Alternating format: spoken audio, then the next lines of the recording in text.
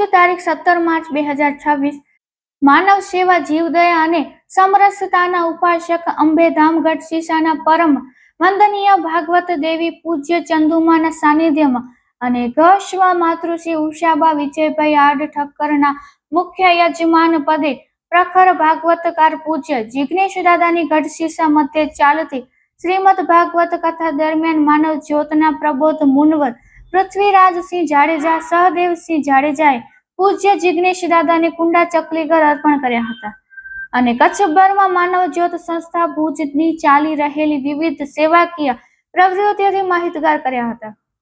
પૂજ્યશ્રીને સંસ્થા દ્વારા સાલ તથા માનવ જ્યોત સંસ્થા ભુજની પ્રવૃત્તિઓની બુકલેટ અર્પણ કરાઈ હતી. પૂજ્ય જિગ્નેશ દાદાએ માનવ જ્યોત સંસ્થાની માનવ સેવા જીવદયાની પ્રવૃત્તિઓને બિરદાવી સંસ્થાને આશીર્વાદ પાઠવ્યા હતા.